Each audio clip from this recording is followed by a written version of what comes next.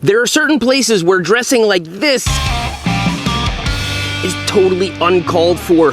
All this gear is supposed to protect you, but talk to a first responder in this town.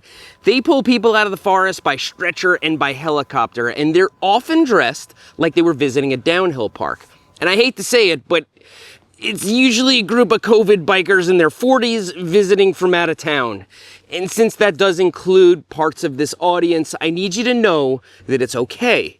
If this is you, let's work on it together. I want you to have fun, and I'm just trying to help a brother out, because chances are nobody's told you this before. First of all, we love our visitors. We want them to have fun, and I think you should dress however you like. Protective gear is good gear, but the core of this is not about style or fitting in.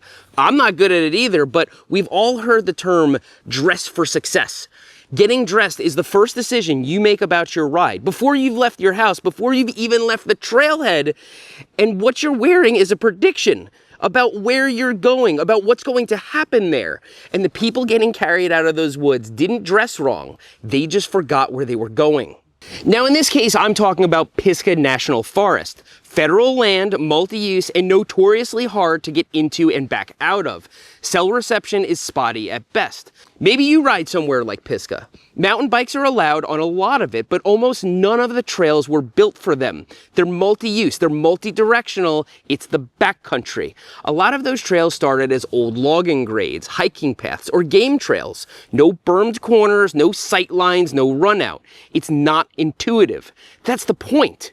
You'll share the trail with hikers, equestrians, campers, and the occasional forest ranger, cool hat and everything. You'll also find serious elevation. You can drop 1,000 feet in one shot again and again on your ride. And it's a blast. That kind of elevation is rare in the eastern United States. It's exactly why people drive from places like Charlotte, Atlanta, and even Miami. So we want you to come. We want this to be the best day of your summer. So what am I really saying? That you should wear less protective gear and like a Pisgah shirt so the trail gods will be merciful?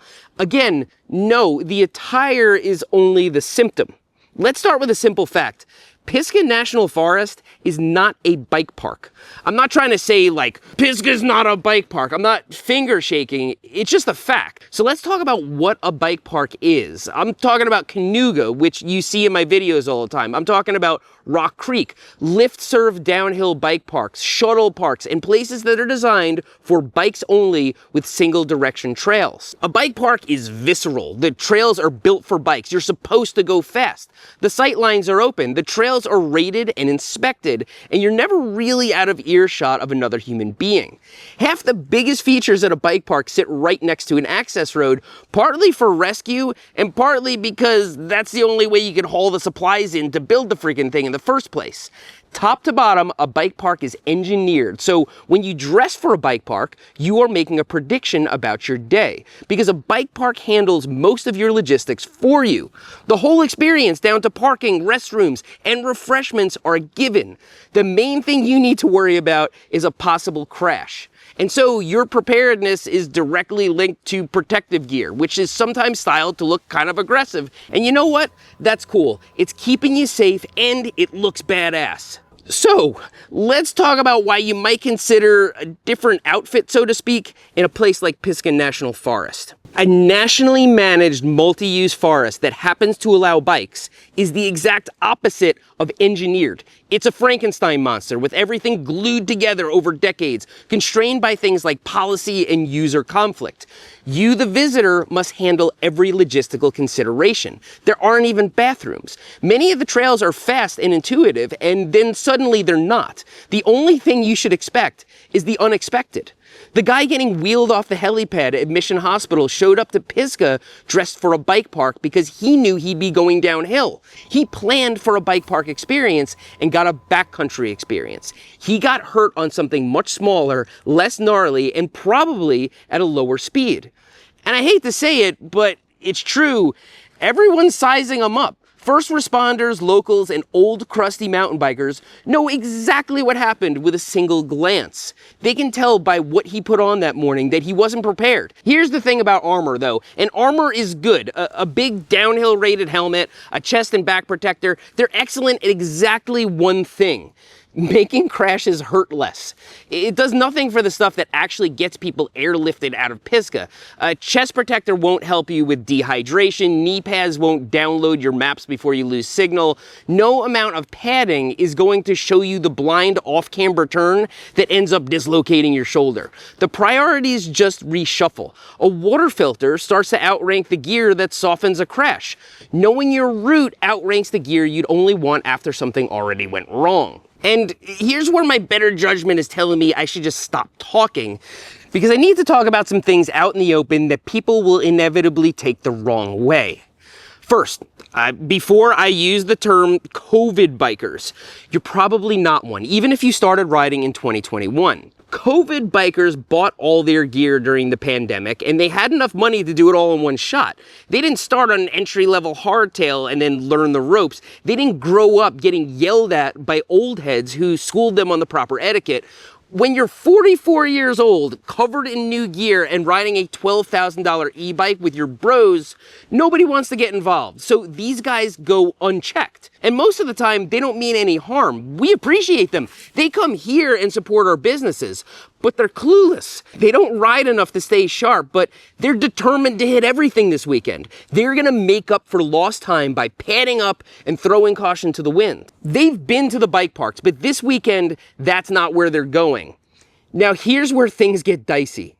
Now, sometimes, not always, but sometimes, the more protected we feel, the more risks we take. Now, I need to be crystal clear. None of this means strip your pads off so you feel more vulnerable and make better decisions. I'm not saying you should dress like a local to blend in.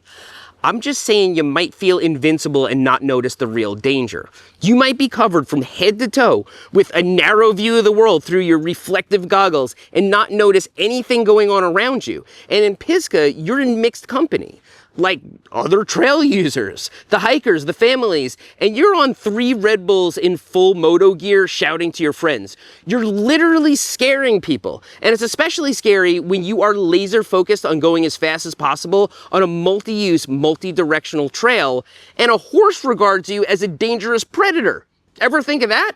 Every one of those moments becomes a reflection on mountain bikers. You're a guest in the forest, and so is everyone else, including the locals. To dress for success is not about blending in or looking the part. It's just what it looks like when you actually know where you are. So let's continue talking about things that sound like I'm telling you to wear less protective gear. Start with the simplest version of that. Heat. A full downhill kit, the armor, the long sleeves, the full face. It's a sweat box. At a park, fine, you can go to a drink machine, but an overheated rider is not a sharp rider. When you get cooked, your reaction time goes, your judgment goes, your focus goes, but you just drove 6 hours and dang it, you're gonna send it. Ask me how I know that mindset so well. Now, I don't want to overstate that point because usually protection does outweigh ventilation, and lightweight full-face helmets like the Fox Pro Frame are not only growing more popular, but they're beloved. They breathe well and they straddle the line between downhill and trail, but it's still the last line of defense, and this is not a discussion about full-face helmets. The heat is just the most visible example of a trade-off. There's a sneakier thing going on, and I touched on it before. Enclothed cognition. The idea is dead simple. What you wear doesn't just change how other people see you, it changes how you think and act. Now, the actual science behind enclothed cognition is limited, so I'm not going to oversell it, but you felt it. In certain cases, you know it in your gut. You sit up a little straighter in a suit. You're more careful around the house in your good clothes than in your pajamas. And if you lace up running shoes, some part of you wants to run. It's not just permeating from some invisible force, it's just habit. You strap on a full face, you put on mirrored goggles, you buckle the chest protector, and it's a cue to send it. Every time you have suited up like that, you have gone out and done the same thing. And so for some people, not all, it's a cue that puts them in that mood. I'll give you an example. I've been working from home for 15 years, before it was cool, and I've learned that I can't be productive in my pajamas. Sweatpants make me feel like I should be winding down for bed. I need to dress like I'm leaving the house or nothing gets done. Same goes for yard work. If you put on boots and work gloves, there's nothing standing in your way. And this might sound strange coming from someone who would ride in Tevas, but looking back on it, I probably wasn't dressing for success, and I'm wiser now. So if you're on on a backcountry ride, dressing for success could mean shorts and a flannel shirt and knee pads. It's gonna mean something different for everyone. Whatever it takes to put yourself in the right mindset, do it. If you want to stay cool, have good visibility, good range of motion, and you want to hear what's going on around you, that doesn't necessarily mean wearing less protective gear. But if it does, then you should probably dial it back. Which brings me to another thing your brain is doing without telling you, and it's a little bit like enclothed cognition. It has a name: risk homeostasis. The idea is this: every one of us walks around with a kind of internal thermostat for risk, a level of baseline danger we're comfortable with. And when something makes us feel the risk is lower, we don't reinvest that safety. We spend it. We take more risk to get back to the level we're used to. In 2006, a traffic psychologist by the name of Ian Walker rigged up a bike with distance sensors and recorded 2,500 passing cars. Drivers passed about 8.5 centimeters closer when he wore a helmet. Now, the study is not perfect, but the implication is that drivers who observed a cyclist in a helmet perceived that person's risk as lower and thus compensated by driving closer. The lesson is not to remove your helmet so drivers will care more, is that people often overcorrect for perceived changes in risk. The gear could put you in the mood to send it. The gear could change your perception of risk. Padding does cushion impacts, but is that giving you a false sense of security? Are you accruing safety as you add more pads, or are you giving yourself more of a margin for error? If you wear more gear and end up riding the same as you would without it, then it's a net positive. The gear makes you safer. But if you strap on a bunch of pads and then spend the safety gain on riding like a goon, then you could actually be worse off, especially in a place with other concerns. Pretty much everything we've talked about so far has been about you. We didn't touch on the other trail users. So while I continue to dig myself a deeper and deeper grave, picture what you actually look like in a full downhill rig. Covered head to toe in armor, mirrored goggles, going downhill. You might be behaving and not causing any problems, but people are judging you. Not at a downhill park. There you look cool, you look normal, but in Pisgah, you look out of place. People are genuinely afraid of what you might do. You look like the guy that was pulled off the trail last week on a stretcher. You look like the group of riders who blew past a family and spooked a horse. Way out in the forest, nobody knows each other from a hole in the wall. They need to make a quick judgment. Is this guy gonna slow down and say good morning, or should I jump upslope right now? Should I grab my kids? Does this guy know that the convention is to yield to climbers? Does this guy know this is a multi-use, multi-directional trail? Does this guy know you should dismount around certain horses? If you're dressed like a Ninja Turtle, all they can go by is the other people who came here like that. Your outfit could literally put someone in fight or flight mode. Now, the moment you slow down and say good morning, they realize you're not what they thought. But the initial unbiased judgment was stolen from you by another mountain biker who didn't understand where they were. Imagine it's hunting season and you're dressed up like a deer. Now, picture you're on a horse. You're an equestrian out on narrow bench cut with a huge drop off, and you know the trails. You help maintain them, as many equestrians do. And around the corner comes a pack of geared up riders, full kit, screaming downhill, whooping, having the best time of their lives. They probably mean no harm. They might even slow down with plenty of time. But that horse has seen this exact thing before. Everything's lining up. They don't take it as fun. In their eyes, it's a predator. And a spooked horse on a narrow bench is a genuinely dangerous animal for the horse and for the person on its back. So that equestrian spends the next 30 minutes literally talking their horse off the ledge. And when both their heart rates finally come down, that experience is branded into their brains. Look, I know you didn't ask to be an ambassador. It doesn't matter. The second you roll onto a shared trail, you're representing every single one of us, whether you signed up for it or not. And I'm not saying that a pack of riders couldn't have blown past a horse in t-shirts and half lids. I'm saying that toning it down a little bit can go a long way. These decisions can have real consequences. Some of you are saying, okay, Seth, I've done all of this. I know exactly where I am. I understand the risks. I respect the trail. I'm watching for hikers. But I just like wearing a lot of padding. I'd rather have it on, not need it. What's wrong with that? Nothing. Absolutely nothing is wrong with that. Pads are good. If you've actually done the thinking and you still want the kit, then congratulations. You are not who this video is about. You already get it. The armor was never the problem. The unexamined armor was the problem. The guy who strapped it on without a single thought about where he was going, that's the guy. That's that guy. That's not you. And chances are, you don't actually look like that guy. You just have a bunch of pads on. That guy is trying to look aggressive. That guy has enthusiastically gone full DH in Pisgah. Preparing for the forest and then putting on some extra pads and a full face helmet, that looks different than what I'm talking about. You can tell. And so that raises the question, why is this video even about what you're wearing? Why isn't it just about different places you could ride and how to prepare?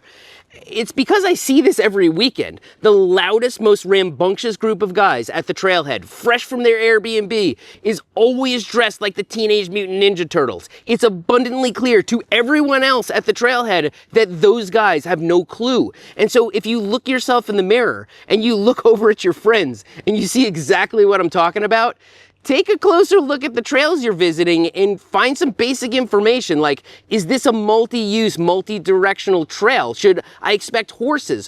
What are other people saying? Like, look in the comment section. And if that test fails, I want you to know I'm not telling you to get lost. But I do want to ask you one honest question. Not a gotcha, just something to sit with.